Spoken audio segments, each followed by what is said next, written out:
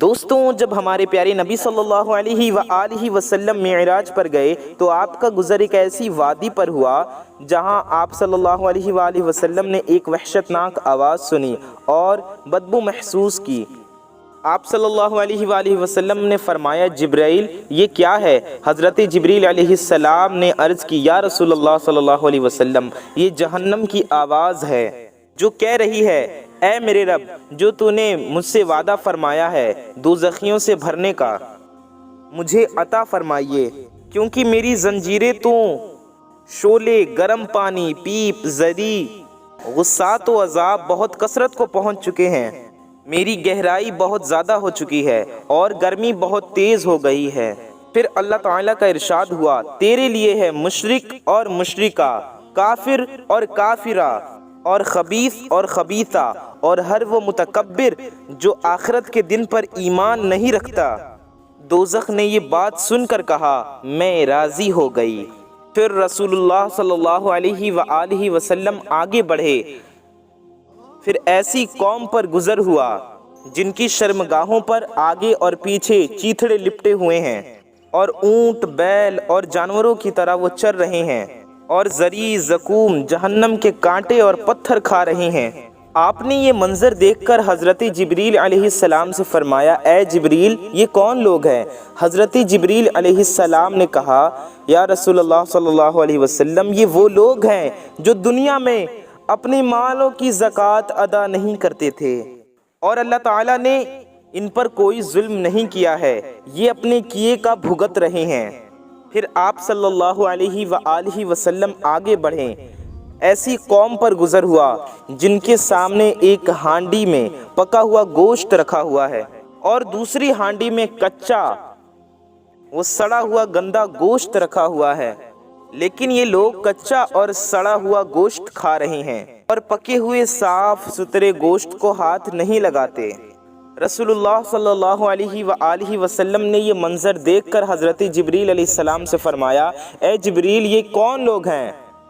حضرت جبریل علیہ السلام نے کہا، یا رسول اللہ یہ آپ کی امت کے وہ لوگ ہیں جو اپنی حلال اور پاک بیویوں کو چھوڑ کر گندی عورتوں کے پاس رات گزارتے تھے۔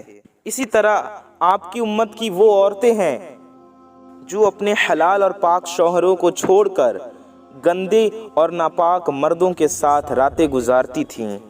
پھر ایسی قوم پر گزر ہوا جن کے ناخن تانبے کے تھے اور وہ لوگ اپنے ناخنوں سے اپنے چہروں اور سینوں کو چیرتے تھے۔ رسول اللہ صلی اللہ علیہ وآلہ وسلم نے ارشاد فرمایا، اے جبریل یہ کون لوگ ہیں؟ جبریل علیہ السلام نے کہا، یا رسول اللہ صلی اللہ علیہ وسلم یہ آپ کی امت کے وہ لوگ ہیں جو لوگوں کی غیبتیں کرتے تھے، اچھے بھلے لوگوں کی عزتیں نیلام کرتے تھے۔ غیبت کا یہ وبال ہے جس کی صورت مثالی آپ کو دکھائی گئی۔ رسول اللہ صلی اللہ علیہ وآلہ وسلم آگے بڑھیں۔ ایسی قوم پر گزر ہوا جن کے سر پتھروں سے کچلے جا رہی ہیں، سر پھوٹ جاتے ہیں، پھر صحیح ہو جاتے ہیں، پھر پتھروں سے کچلے جاتے ہیں، اسی طرح سلسلہ چلتا رہتا ہے، بند نہیں ہوتا۔ رسول اللہ صلی اللہ علیہ وسلم نے یہ منظر دیکھ کر فرمایا، اے جبریل یہ کون لوگ ہیں؟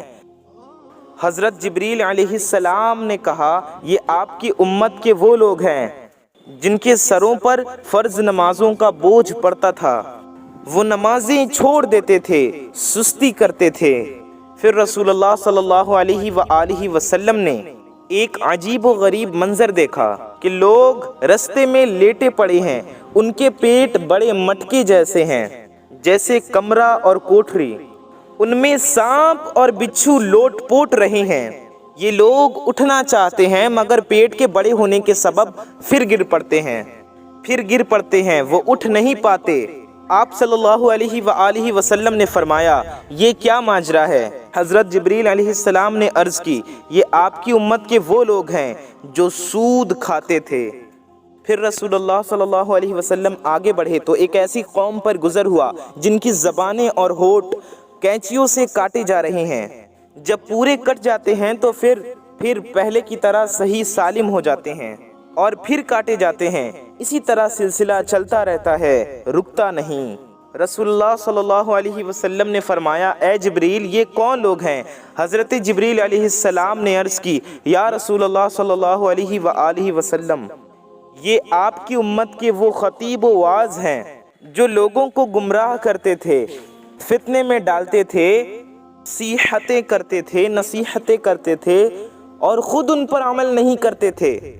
پھر رسول اللہ صلی اللہ علیہ وآلہ وسلم آگے بڑھے تو ایک ایسے آدمی پر گزر ہوا جس نے لکڑیوں کا ایک بھاری گٹھر جمع کر رکھا ہے، اتنا بھاری ہے کہ اٹھا بھی نہیں سکتے، اس کے باوجود اور اس کو بڑھا رہا ہے۔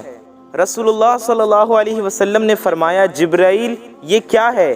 حضرت جبریل علیہ السلام نے کہا یہ آپ کی امت کا وہ شخص ہے جس کے ذمے لوگوں کے بہت حقوق اور امانتیں ہیں، جس کی ادائیگی پر وہ قادر نہیں ہے، اس کے باوجود وہ اور بوجھ بڑھا رہا ہے۔